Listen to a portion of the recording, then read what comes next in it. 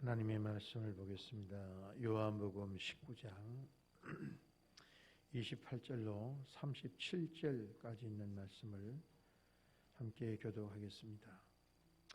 요한복음 19장 28절로 37절까지 있는 말씀을 교독합니다. 제가 먼저 읽겠습니다. 그 후에 예수께서 모든 일이 이미 이루어진 줄 아시고 성경을 응하게 하려 하사 이르시되 내가 목마르다 하시니 거기 신포도주가 가득히 담긴 그릇이 있는지라 사람들이 신포도주를 적신 해면을 우슬초에 메어 예수의 입에 대니 예수께서 신포도주를 받으신 후에 이르시되 다 이루었다 하시고 머리를 숙이니 영혼이 떠나가시니라. 이날은 준비일이라 유대인들은 그 안식일이 큰 날이므로 그 안식일에 시체들을 십자가에 두지 아니하려 하며 빌라도에게 그들의 다리를 꺾어 시체를 채워달라 하니 군인들이 가서 예수와 함께 못 박힌 첫째 사람과 또 다른 사람의 다리를 꺾고 예수께 이르서는 이미 죽은 것을 보고 다리를 꺾지 아니하고 그중 한 군인이 창으로 옆구리를 찌르니 곧 피와 물이 나오더라. 이를 본 자가 증언하였으니 그 증언이 참이라. 그가 자기의 말하는 것이 참인 줄 알고 너희로 믿게 하려 함이니라. 이 일이 일어난 것은 그 뼈가 하나도 꺾이지 아니하리라 한 성경을 응하게 하려 함이라. 또 다른 성경에 그들이 찌른 자를 보리라 하였느니라. 아멘. 하나님 감사합니다. 주의 뜻 가운데 주의 말씀을 받습니다. 보는 눈과 듣는 이와 깨닫는 마음을 허락해 주옵소서. 예수님의 이름으로 기도합니다. 아멘. 같이 고백합니다. 하나님 아버지, 한 주간도 보호하시고 인도하시고 공급하시고 구원해 주셔서 감사합니다. 감사합니다. 감사합니다. 주의 이름으로 여러분을 축복합니다. 영육간에 강건하시고 주님의 뜻 안에서 여러분의 삶이 아름답게 열려지시고 시온의 대로가 활짝 열리기를 주의 이름으로 축복합니다. 오늘 지난 시간에 계속 이어서 주의 말씀을 보는 이것을 믿으라. 이것을 믿으라 라는 제목으로 말씀을 드려요. 뭘 믿을까 하는 거죠. 얘기를 한다면 사실 예수님을 믿는 것인데 예수님이 무슨 일을 하셨느냐라고 하는 것을 믿는 거예요. 그것이 바로 믿음의 내용인 것을 알 수 있습니다. 십자가를 바라보면서 우리가 무엇을 믿어야 할까 하는 것을 오늘 함께 살펴보도록 하겠습니다. 우리가 살펴봐야 할 이것은 사실 복음의 핵심이죠. 복음. 복음의 내용 중에 복음이 뭐냐 하면 예수 그리스도가 복음이에요. 근데 주님이 하신 일이 복음입니다. 그거를 오대 복음이라 그래요. 예수님의 성육신과 예수님의 십자가의 죽으심, 또 예수님의 부활하심, 그리고 예수님의 승천하심, 그리고 하나 이루어지지 않은 게 있죠. 예수님이 재림하실 것. 이 5가지를 믿는 게 이제 복음의 핵심이에요. 근데 오늘 우리가 보면서 그 중에 십자가를 우리가 오늘 보게 돼요. 그 십자가상에서 이루어진 일들을 보면서 바로 예수님이 누구신가 하는 것을 봐야 돼요. 여러분이 눈이 열리시기를 주의 이름으로 축복합니다. 우리가 복음을 위해서 예수님이 그리스도가 되신다는 말씀 속에서 바로 십자가에 죽으시는 대제사장으로서의 주님의 모습을 봐요. 그런데 앞으로 우리가 지금 계속 오늘 살펴봐야 될 내용 속에도 있으니까 같이 보도록 그렇게 하겠습니다. 자, 오늘 본문에 보면 이런 고백을 가지고 함께 우리의 복음을 한번 외쳐보도록 하겠습니다. 시작. 나는 예수님과 함께 죽었고 나는 예수님과 함께 부활했으며 나는 예수님과 함께 승천하여 나의 영적 자리는 그리스도 우편임을 믿습니다. 이제 나는 주님이 세상에 보낸 그리스도의 편지요 향기입니다. 지난 시간에 있어서 예수님이 십자가에 달리셨는데 바로 예수님이 누구신가 하는 것을 죄패를 통해서 명확하게 보여주신다 그랬어요. 나사렛 예수 그리스도, 나사렛 예수 유대인의 왕. 이런 그 죄패를 통해서 예수님이 누구신가 하는 것을 보여줬습니다. 정확하게 주님이 하나님이 말씀해 주시는 거죠. 그리고 그 가운데 새로운 가족이 탄생되게 해주셨어요. 영적 가족이죠. 그 가운데 예수님이 십자가상에서 7마디의 말씀을 하세요. 그 중에 지난 시간에 요한복음에 나는 2마디에 대해서 말씀드렸습니다. 보라 내 어머니다. 내 어머니야. 어머니 바로 아들입니다. 그 얘기를 통해서 2가지를 말씀하셨고 오늘 나머지 2가지가 나와 있습니다. 요한복음에는 4가지가 나와 있어요. 4가지 말씀이 그 중에 이제 오늘 2가지 말씀이 있는데 그 말씀 속에서 우리가 깨달아야 될 부분이 있습니다. 첫째 우리가 한번 생각해 볼 부분이 있습니다. 십자가를 바라보며 무엇을 믿어야 할까? 오늘 그것이 우리가 생각해 봐야 할 중요한 내용이에요. 자, 첫 번째는 이것입니다. 예수님이 이런 분이라고 하는 거예요. 오늘 본문에 보면 예수님은 이미 자기의 모든 것이 이루어진 줄 아십니다. 그러고 난 다음에 하나님의 말씀을 이루기 위해서 이렇게 말씀하세요. 내가 목마르다. 자, 이걸 있는 그대로 살펴보면 이런 내용입니다. 뭐 이렇게 예수님이 십자가를 연구할 뿐만 아니라 당시에 십자가에 달린 사람들을 다 조사해 보면 공통적으로 나타나는 게 있어요. 자, 여러분 보세요. 십자가에 달려서 양쪽 손이 뭐 십자가에 못 박히고 발바닥이 이제 십자가에 못 박히면 피가 이제 줄줄줄줄 흘러나오죠. 그럼 피 속에는 물도 있으니까 함께 흘러나옵니다. 사람의 몸의 70%가 물이라 그러잖아요. 피와 물이 함께 줄줄줄줄 흘러나와요. 그럼 사람이 가지는 게 뭐냐 하면 갈증이에요. 목마름입니다. 이게 느껴지는 거예요. 사람이 여러분을 보면 예전에도 영화를 이렇게 예전에 뭐 저희 있을 때만 해도 영화의 전후 최초에 뭐 나올 때 그런 거 있잖아요. 그러면 한국 전쟁 막 얘기하면서 총에 맞았어요. 죽어요. 목말라 물 좀 줘. 이런 게 있거든요. 영화에. 못 보셨어요? 그런 부분이 나옵니다. 물이 이제 피가 빠져나가니까 그러면 옆에서 수통에 물을 열어서 막 주는 거. 그 막 주는 모습이 나와요. 사람이 느끼는 거죠.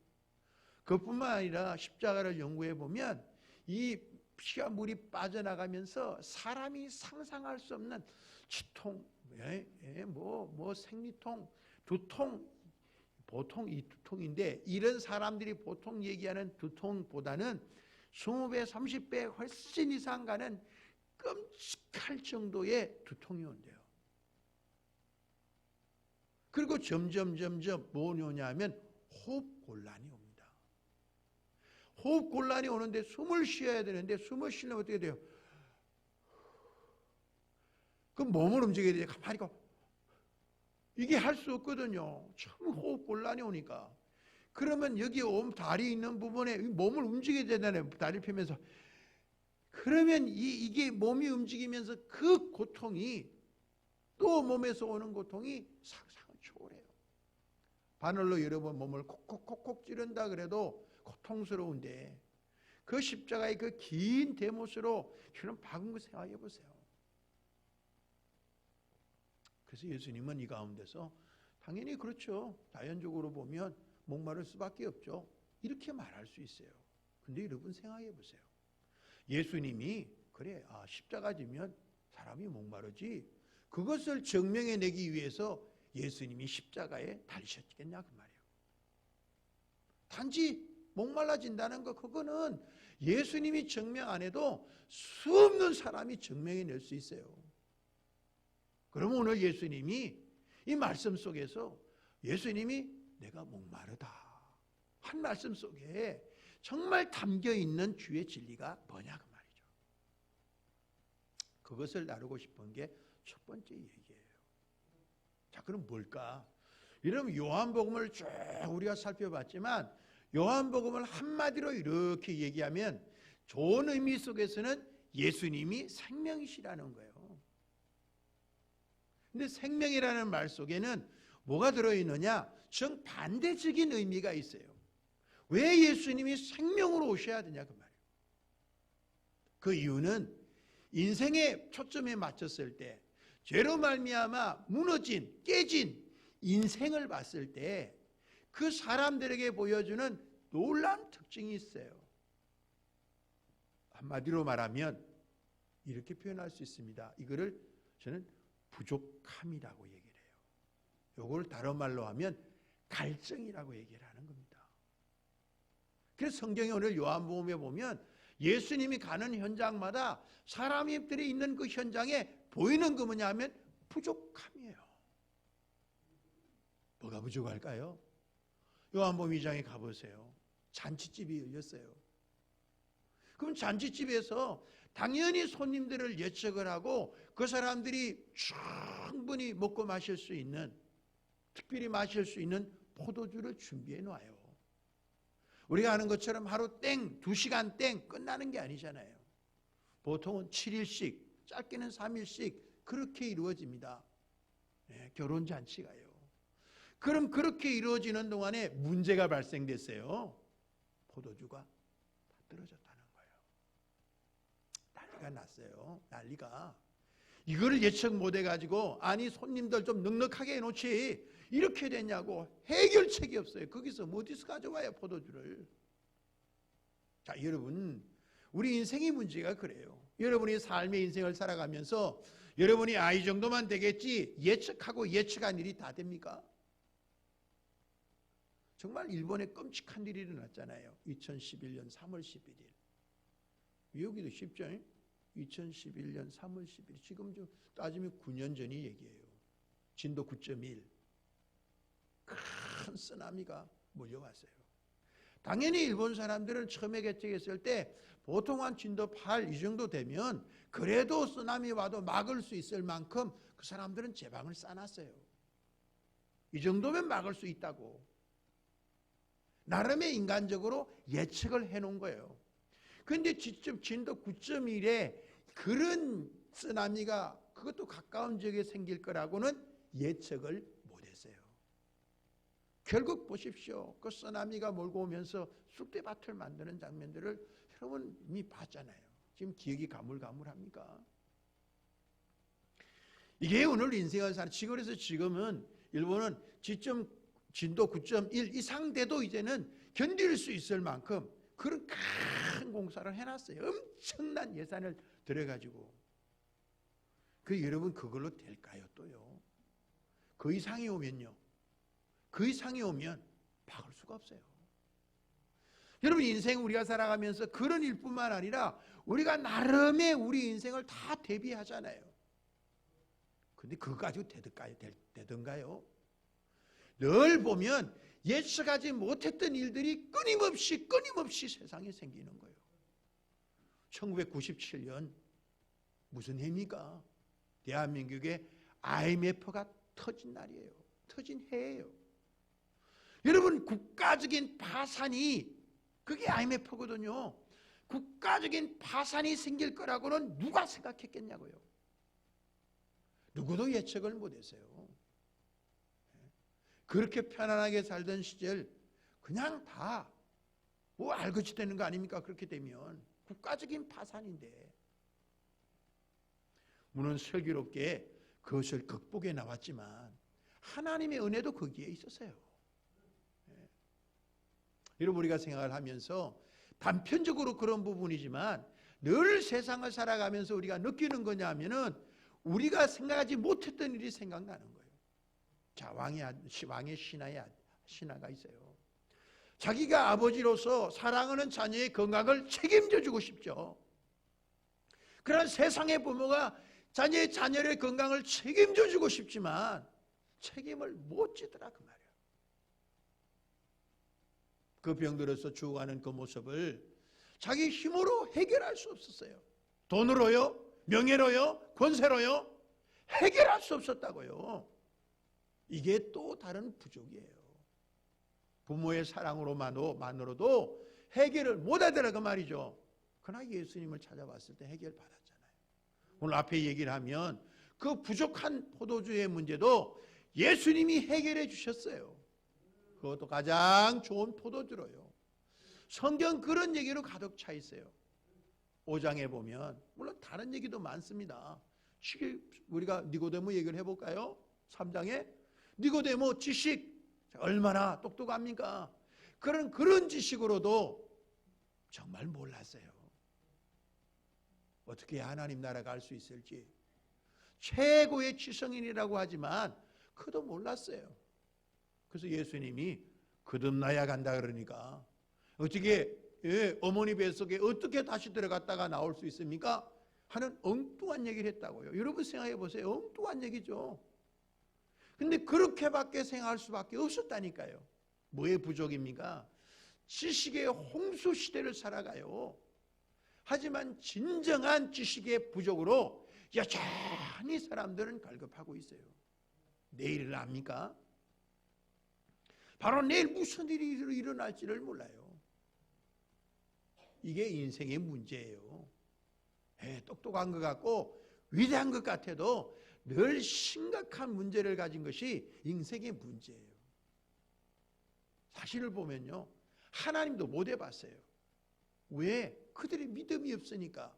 그래서 5장에 보면 베데스다 자비의 집이라 그러지만 주님이 그렇게밖에 일하실 수밖에 없었어요. 믿음의 부족 때문에 그래요. 세상의 온갖 부족 때문에 문제들이 있지만 주님께서 그곳에 찾아오셔서 문제를 해결해 줘요. 인생의 목마름과 갈증의 문제를 해결해 준다고요. 오늘 예수님이 내가 목마르다라는 말씀 속에 있는 것은 내가 이제 인생의 모든 목마른 문제를 다 짊어지고 십자가로 내가 가겠다는 거예요. 저와 여러분의 이런 갈증의 문제를 해결하고 십자가에 가셨어요. 그럼 여러분은 이렇게 말할 겁니다. 아니 그러면 이제 없어야 되는 거 아니에요? 병든 자도 없어야 되고 다 예측한 대로 이루어져서 문제도 없어야 되는 거 아니에요? 이렇게 여러분이 생각할지도 몰라요. 근데 여전히 우리 삶 속에 여러 가지 문제들이 있다고 말이죠. 그것은 복합적이에요. 그거는 전혀 없다면 얼마나 좋겠어요. 그렇다면 우리는 완전하죠. 솔직히 우리는 보게 되지만 예수님이 우리 새로운 피조물이 되게 해주셨지만 여전히 우리는 부족해요. 하나님을 아는 지식이 부족하고요. 우리의 믿음이 부족해요. 그렇다고 해서 믿음의 부족 때문에 그런 일이 생겼다라고만 말할 수는 없어요. 여전히 인생은 그 모든 것을 예측할 수 없어요. 하나님이 하시는 일들을 인생이 다 알 수는 없다는데 인생의 문제는 있어요. 하나님이 다 알게 하지 않습니다. 그럼 우리가 하나님의 위치로 올라가죠. 사람으로 살 필요가 없잖아요. 그렇지 않아요. 왜 그럴까? 이유 중에 하나가 있습니다. 그건 교만하지 말라는 거예요. 언제든지 사람은 교만해질 수 있어요. 교만해지지 말라는 거예요. 언제든지 우리의 부족함을 알고 하나님께로 날마다 한 걸음씩 나아가라는 거예요. 그래서 우리는 영원한 천국 갈 때까지 주님을 더 알아가고 더 알아가는 거예요. 더 겸손해지고 더 겸손해지면서 주님의 은혜가 아니고는 살아갈 수 없음을 고백하며 살아가는 겁니다. 그것이 우리가 살아갈 길이에요. 그러나 주님 앞에서는 이런저런 해결책이 여전히 있음도 기억하시기를 바랍니다. 이전이나 그럼 이후나 똑같네? 전혀 똑같지가 않아요. 왜? 돕는 주님이 계셔요. 이전에는 우리가 어려움을 만나면 무너졌지만 예수님을 믿는 사람은 더 이상 무너지지 않아요. 예수님의 생명이 우리 안에 있기 때문에 그래요. 주님 두 손 잡고 일어설 수 있는 힘이 있다니까요. 저 밝은 진리를 향하여 분별하고 나갈 수 있게 된다니까요. 그 차이가 있어요. 그래서 수 없는 사람들에게도 그런 모습들을 보여. 야, 우리와 똑같은 일을 당하는데 저는 일어서네. 우리는 일어설 수 없는데 그 이유가 뭐지? 주님을 따라가고 주님을 의지하는 것이구나. 우리 주님을 따라가야 되고 주님을 의지하면 되겠구나 하는 것을 심어주는 겁니다. 그래서 첫 번째 우리가 십자가를 바라보며 무엇을 믿어야 할까? 내가 목마르다 하는 말씀 속에서 예수님이 우리의 이 목마름 이것을 다 해결해 주셨음을 믿어야 한다는 거예요. 그 말이 그 말이에요. 한번 같이 읽습니다. 예수님이 인생의 목마름을 다 담당하셨음을 믿겠습니다. 주님 우리 인생의 목마름을 해결해 주셨어요. 여전히 하나님을 떠난 인생, 그럴 수밖에 없습니다. 하나님과 우리 사이가 끊어져 버렸어요. 그러니 하나님부터 오는 그 생명의 모든 것들이 끊어져 버렸으니까, 그래도 하나님은 자비를 베푸셔서 간신히까지를 내려주셨어요. 그러나 이제는 그 통로가 활짝 열렸다는 겁니다. 하나님 안에서 여러분 하나님의 자녀로서 이 아름다운 영광을 누리는 복된 여러분 되시기를 바랍니다. 믿음이라고 하는 게 뭘까요? 믿음이요. 물론 히브리서 11장에서 말씀합니다. 믿음은 보지 못하는 것, 바라는 것들의 실상이고 보이지 않는 것들의 증거라 그래요. 오늘 쉽게 얘기하면 믿음이라 그러면 물론 몇 가지로 얘기를 할 수 있지만 오늘 한 가지만 기억을 하십시오. 믿음은 예수님께서 나를 위하여 해 주신 것을 내가 전인격적으로 받아들이는 거예요. 믿음이 뭐라고요? 예수님이 나를 위하여 해 주신 것을 내 전인격적으로 받아들이는 거예요. 주님이 하신 일을 신뢰하는 겁니다. 오늘 여러분 오늘 본문에 있는 것처럼 예수님이 십자가에 달리셔서 그냥 무참하게 그냥 그렇게 의인으로서 죽은 것만이 아니에요. 예수님은 우리의 목마름을 다 해결해 주기 위해서 십자가에 달리셨다. 그 목마름이 왜 왔나? 우리의 죄 때문에 왔다는 겁니다. 죄는 하나님과 우리 사이를 끊어냈고 그 결과 하나님과 분리된 삶에서 우리는 끊임없이 목마름을 가질 수밖에 없었지만 이젠 예수님이 십자가에 죽으심으로 하나님과 우리 사이를 화목시켰어요. 하나가 되게 해주셨다니까요. 그래서 이제는 목마름이 사라졌어요. 여러분이 요한복음 4장에 보면 사마리아 수가성에 그 여인이 나오잖아요. 물 좀 줄래? 당신이 유대인인데 내게 물을 달라 그럽니까? 네가 내가 누군지 알았으면 네가 생수를 내게 구했을 거야.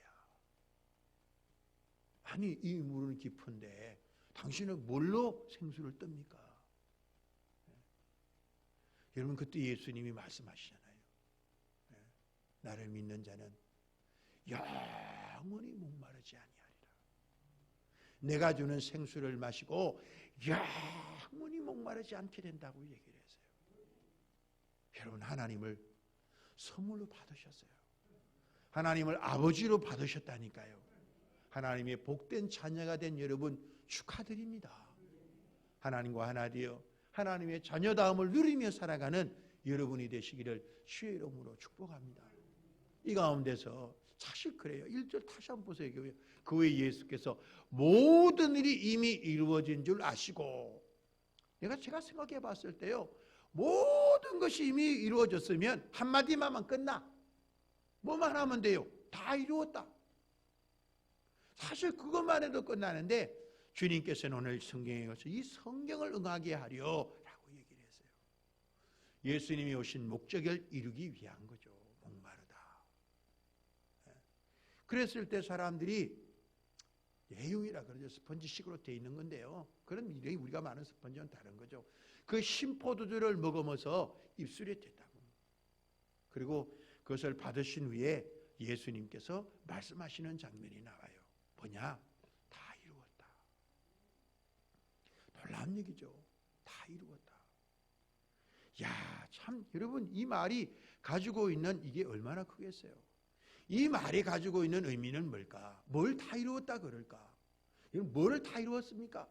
하나는 힌트로 줬는데 뭘 다 이루었을까요? 하나님의 뭐를 다 이루었을까요? 예, 이것저것 나옵니다. 더 말하다 보면 나오겠죠. 시간이 없어서 제가 다 들어들 수는 없고 하나님의 구원 계획을 다 이루셨다는 거예요. 뭘 이루셨다고요? 하나님의 구원 계획을 다 이루신 거예요. 우리를 위한 구원 계획. 이 땅에 예수님께서 이미 창세기 3장 15절을 원복음이라 그래요. 아담과 하와가 범죄했을 때 그런 인생의 교만에서 하나님을 짓밟고 하나님의 은혜를 그냥 내팽개치고 마귀의 유혹에 빠져서 선악을 알게 하는 나무의 열매를 다 먹어버렸어요. 마귀가 유혹했죠. 저거를 먹는 날에는 네 눈이 밝아져서 하나님처럼 돼. 아니 내가 어떻게 하나님처럼 될 수 있어. 이런 교만한 마음을 내버려야 되는데 그래 내가 하나님처럼 되는 게 얼마나 좋아 하고는 이 교만이 머리끝까지 올라서 결과적으로는 선악을 알게 하는 나무의 열매를 따먹어버렸어요. 그리고 그 저주와 멸망이 이제 인류 대대로 내려오게 만들었어요. 참 생각해 보세요. 이 가운데 예수님은 하나님의 계획 따라 복음으로 이 세상에 오셨습니다. 그 외에 끊임없이 성경은 바로 메시아를 보내줄 거야. 너희들의 구원자를 보내줄 거야 얘기했습니다. 그리고 구약 무려 4,000년의 시간이 흘러요. 그래도 하나님은 끊임없이 얘기하셨고 하나님의 때가 되어 예수님이 오신 겁니다. 누가 말하는 것처럼 왜 빨리 안 보내셨는데요? 너무 빨리 보내도 무슨 일이 벌어지겠습니까? 사람들이 인정하지 않아요. 아니 우리 아직도 기회가 있는데 왜 와가지고 이럽니까? 왜 인생을 사람을 이렇게 무시합니까? 우리가 여전히 가능성이 있다니까요. 이렇게 말한단 말이에요, 사람이요. 그래서 인생의 모든 가능성이 완전히 무너졌을 때 하나님이 예수님을 보내요. 이제 내가 보내도 되겠지? 하나님의 판단이 정확하죠. 이런 가운데 예수님이 오셔서 우리 인생의 구원을 이루어 주시는 겁니다. 그래서 마리아에게 나셔서 그로 말미암아 이 세상에 30년의 삶을 사시고 그리고 3년 공생애를 이루시고 십자가에 달리십니다. 그 가운데 3년 공생애 속에서 끊임없이 하나님의 모습을 보여줘요. 하나님으로서 하나님의 대리자로서 그들 가운데 역사에서 치유해 주시고 회복시켜 주시고 하나님 나라를 세워주시고 그리고 깨지고 상한 심령들을 다시 공동체에 밀어넣어서 그 가운데 삶을 꾸려가게 하시고 인생의 가치를 회복하게 하세요. 근데 여전히 사람들 봤을 때 그것만으로는 안 된다 그 말이죠. 그래서 예수님은 결과적으로는 자신의 십자가의 죽으심으로 인류의 모든 죄짐을 짊어지시기로 계획하시는 거예요. 이런 하나님의 뜻을, 이런 하나님의 구원 계획을 다 이루셨습니다. 한번 고백합시다. 다 이루셨습니다. 그게 중요해요. 다. 하나님이 계획한 것 중에 다 이루었다는 거예요. 이게 다 다 이뤘다고 하십니다. 그게 다른 어떤 것이 들어갈 여지가 어디에 있냐고요. 거기에. 여러분 바로 믿으시기를 바라요.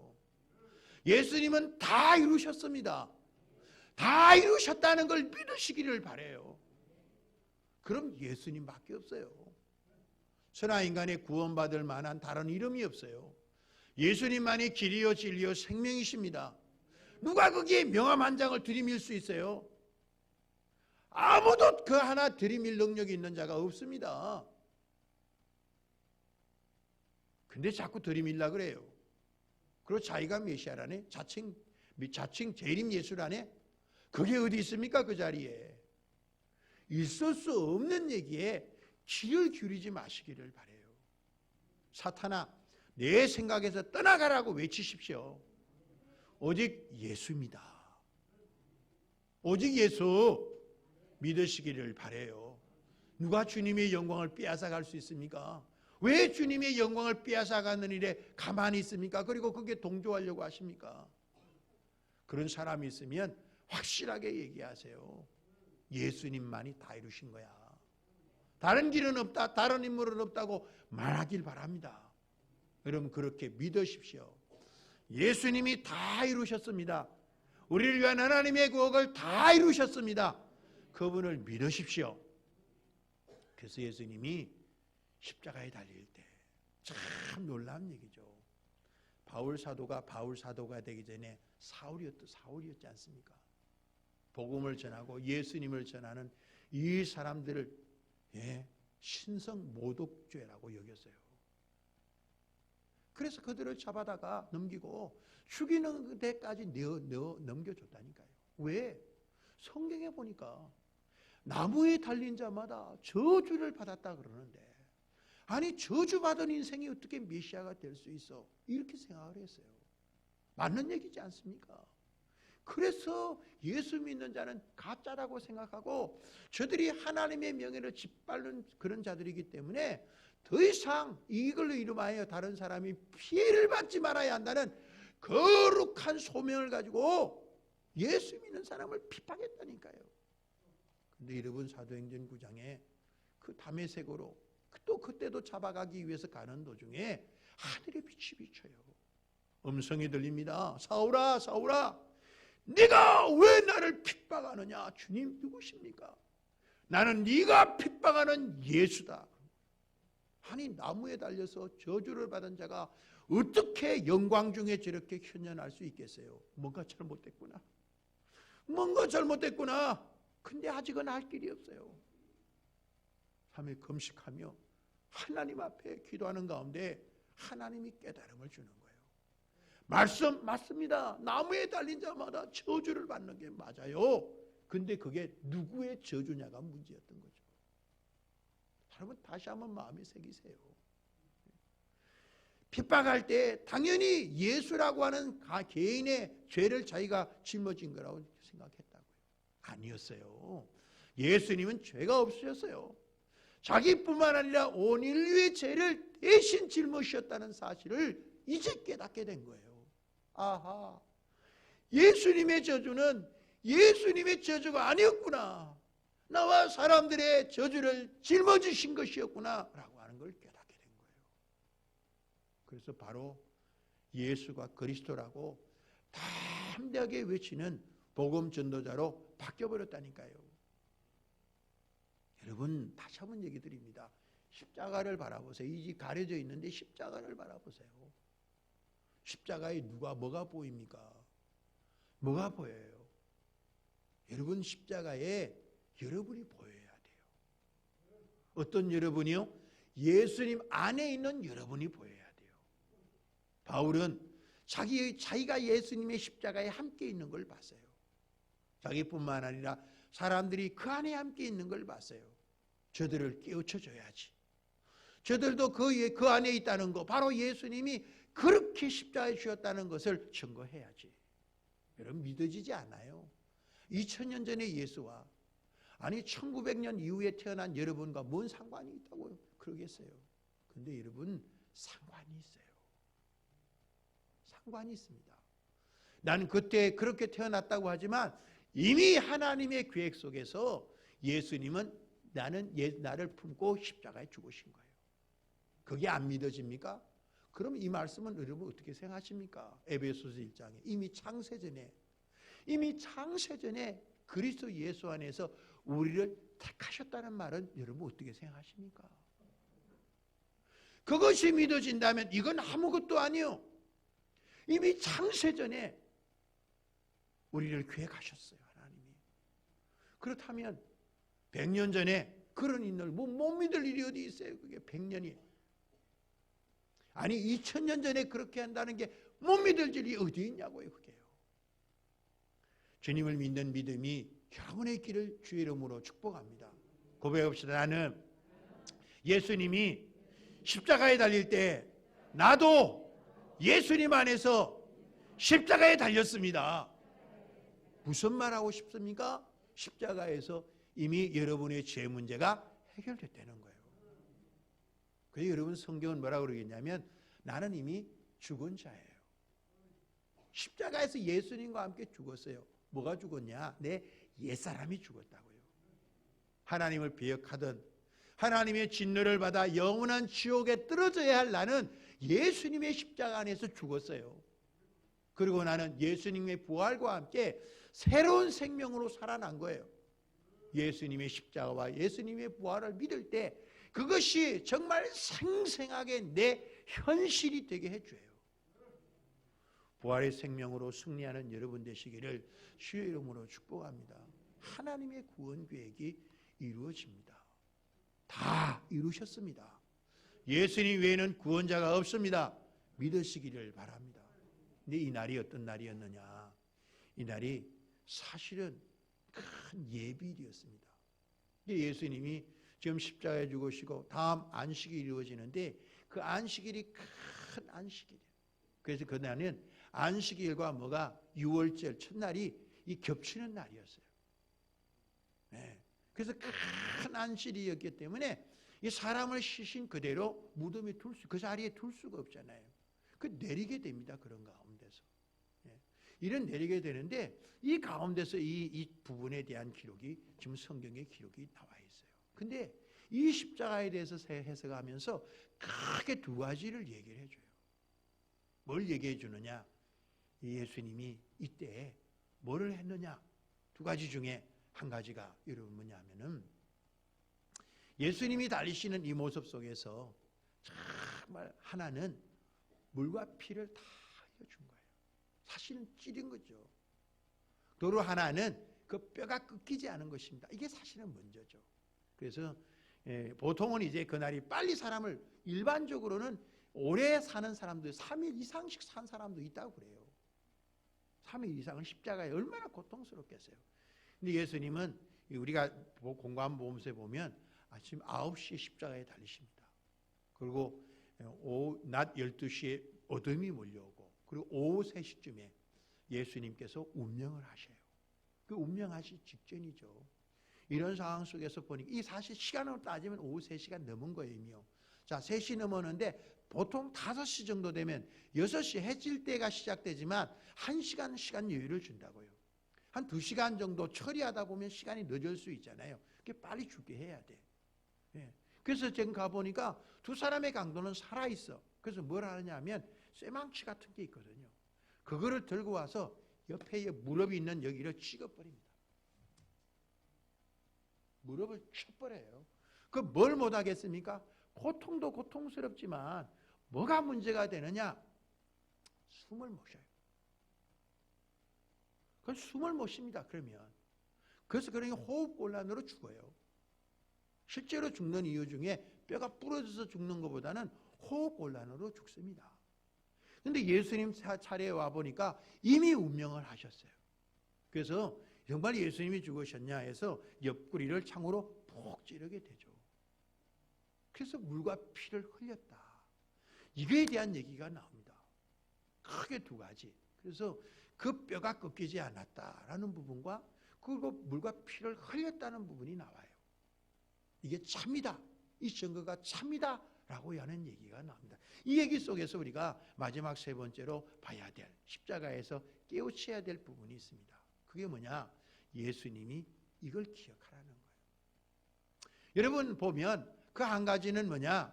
뼈가 꺾이지 않은 부분에 대한 부분이 나오죠. 사실 이 얘기를 통해서 여러분 이미 압니다. 요한복음 1장에 제가 처음에 여러분 읽어드렸지 않습니까? 보라, 세상 죄를 지고 가는 하나님의 어린 양이로다. 그래서 사실 이걸 다 넣어야 돼요. 예수님이 세상 죄를 지고 가는 하나님의 어린 양임을 믿어야 한다는 거예요. 근데 좀 줄였습니다. 하나님의 어린 양. 이분임을 믿어야 된다는 거예요. 그 내용이 쭉 지금 계속해서 나와 있습니다. 근데 그 중에 보면 35절에 이를 본 자가 증언하였으니 그 증언이 참이라. 그가 자기 말하는 것이 참인 줄 알고 너희로 믿게 하려 함이니라. 왜 이랬었을까? 예수님이 십자가에 죽으시고 난 다음에 부활했다는 사실을 감추기 위해서 또는 곡해시키기 위해서 뭔가 세 가지 설이 있어요. 당시에 펴졌던 가장 중요한 부분은 설이 아니라 가장 중요한 것은 예수님이 부활하셨다는 거고요.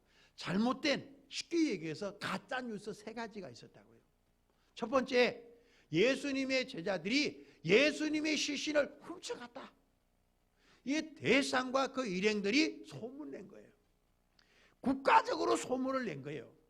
국가적으로, 국가 권력이 소문을 낸 겁니다. 그 소문이 퍼졌다고 마태복음 28장에 나와 있어요. 두 번째 얘기가 뭐냐? 두 번째 설이 있는 가짜뉴스 두 번째는 기절설입니다. 기절. 예수님이 십자가에 달린 건 맞는데, 예수님이 십자가에 죽어서 달리셔서 죽은 줄 알았는데 사실은 나중에 기절했다가 깨어났다고, 그 예수님이 실제로 십자가에 죽은 게 아니라고 하는 기절설들이 있었어요. 그런 얘기들이 사람들 사이에 쭉 가짜뉴스로 퍼졌다니까요. 지금도 가짜뉴스 파헤치지 않습니까? 세 번째 가짜뉴스가 있는데, 그 나름대로 자기의 교리를 합리화시키기 위해서 만든 그런 설이 있어요. 이게 가현설이라고 그래요. 그거는 영지주의라고 하는데, 하나의 종교라고 하다는 하나의 사상적인 흐름이에요. 이 영지주의자들, 이게 초대교회는 크게 정말 위험한 부분이었어요. 이 영지주의자들은 간단히 얘기하면 물질은 악하고 영은 선하다 이렇게 봤습니다. 그러니 예수님이 물질인, 이게 육신은 물질 아닙니까? 육신인 입고 오는 것은 자기들은 인정할 수가 없어요. 인정할 수 없어요. 왜? 그래서 뭐도 있느냐, 우리 사도신경을 보지만 우리가 이 부분에 당연히 그 하나님, 천지를 창조한 열등한 그 악한 것을 창조했으니까 그 하나님은 열등한 하나님이라고 얘기했고, 그 하나님과 예수님과는 아무 관련이 없다고 그들은 주장했습니다. 그게 영지주의자들이에요. 그래서 이때도 그 흐름 속에 있어서 예수님이 십자가에 달린 게 아니라, 십자가에 달렸을 때 그 영이니까 영이 빠져나와서 다른 사람에게 십자가를 지고 왔던 있잖아요. 예? 그 사람들에게 살짝 옮겼다가 이렇게 됐다, 이런 주장을 했다고. 그런 얘기들이 있었어요. 그러니까 한마디로 얘기하면 예수님이 메시아로 죽은 것도 아니고 시체로 도저히 부활한 것도 아니고, 그걸 인정할 수 없다는 얘기고, 여러 가지 모습 속에서 예수님이 십자가 부활을 희석시키려고 하는 여러 가지 일이 있었던 거죠. 자, 요한복음이 기록될 때가 예수님이 십자가에 죽으시고 60여 년이 벌써 지나요. 그럼 이 시대의 여러 가지 얘기 속에서 정말 예수님이 십자가에 죽은 게 맞아? 이런 얘기들이 퍼지게 됐잖아요. 그때 이거를 목격한, 실제로 다른 자리가 아니라 멀리서 구경한 것도 아니고, 그럼 기절했는지 살았는지도 모를 거 아니에요. 바로 그 옆에서 예수님이 운명하시는 걸 봤고, 예수님을 무덤에 장사된 것을 실제로 봤던 사도 요한이 오늘 증거하는 거 아닙니까? 35절 다시 보세요. 이를 본 자가 증언하였으니, 누구 증언이에요? 바로 옆에서 봤던 사도 요한의 증언이란 말이에요. 그 증언이 참인 줄 알리라. 그가 자기의 말하는 것이 참인 줄 알고 너희로 믿게 하려 함이리라. 이미 정말 죽었다는 사실을 어떻게 그 창으로 옆구리를 찔러서 물과 피가 흘러나왔지 않았냐. 기절했으면 로마 군인이 대충 그렇게 넘어갈 수 있습니까? 만약 그렇게 됐다면 그것이 로마 군인 나중에 다 적발이 돼서 죽어야 될 사람이 안 죽고 살아났으면 로마 군인이 대신 죽어야 돼요. 그리고 그 일이 4명이 한 조니까 그 일을 이루었던 그 4명이 처벌을 받아야 돼. 그 4명만 있겠습니까? 그럼 글을 쓴 그 지휘관 위에 옷 벗어야 된다니까요. 이런 일이 있어요. 그런데 그런 일이 없지 않습니까? 그 로마 군인들이 그게 그냥 대충 그렇게 넘어가냐고요. 그렇지 않아요. 엄격하게 확실하게 점검을 해나갑니다. 자, 여러분, 예수님은 확실히 십자가에 죽으셨습니다. 누구로 죽었어요? 세상 죄를 지고 가는 하나님의 어린 양으로서 십자가에 죽으셨어요. 그게 왜 중요하냐? 그분이 죽지 않았다면 우리의 믿음은 가짜요. 그분이 우리를 대신해서 죽지 않았다면 우리 죄는 여전히 그대로 있어요. 예수님이 십자가에 확실히 죽으셨고 예수님은 확실하게 3일 만에 부활하셨습니다. 여러분, 죄의 문제는 해결됐다는 사실을 믿는 믿음이 있기를 바라고요. 그런 가운데 하나님을 믿는 담대함으로 나가는 여러분 되시기를 주의 이름으로 축복합니다. 이 그림을 그래서 하나 여러분 말씀, 이 구절이 있잖아요. 그래서 6월절 양을 잡아서 쭉 나오는데 그 양에 대한 부분이 출애굽기 12장 46절에 한 집에서 먹되 그 고기를 조금도 집 밖으로 내지 말고 뼈도 꺾지 말지며. 이게 이제 예수님이 그렇게 될 것에 대한 예언이에요. 민수기 9장 12절 아침까지 그것을 조금도 남겨주지 말며 그 뼈를 하나도 꺾지 말아서 유월절 모든 율례대로 지킬 것이니라. 시편 34편 19절 20절 한번 읽었습니다. 시작. 의인은 고난이 많으나 여호와께서 그의 모든 고난에서 건지시는도다. 그의 모든 뼈를 보호하시며 그 중에서 하나도 끊기지 아니하도다. 예수님에 대한 예언이었다고요. 자, 피 흘림에 대한 부분도 나오죠. 옆구리에. 스가랴 12장 10절입니다. 읽어봅니다. 시작. 내가 다윗의 집과 예루살렘 주민에게 은총과 강구하는 심령을 부어주리니 그들이 그 찌른 바 그를 바라보고 그를 위하여 통하기를 독자를 위하여 통하듯 하며 그를 위하여 통곡하기를 장자를 위하여 통곡하듯 하리로다. 로마 군인 한 사람 얘기하는 거예요. 저와 여러분의 죄가 예수님을 찌른 거예요. 그러나 우리는 내 죄가 예수님을 찔렀음을 고백하고 회개하며 나왔을 때 하나님이 우리를 용서해 주신 겁니다. 그래서 요한계시록에 보면 아주 중요하게 이 장면을 또 기억하고 얘기를 해줘요. 자, 마지막 읽습니다. 시작. 볼지어다 그가 구름을 타고 오시리라. 각 사람의 눈이 그를 보겠고 그를 찌른 자들도 볼 것이요 땅에는 모든 족속이 그로 말미암아 애곡하리니 그러하리라. 이중적인 의미예요.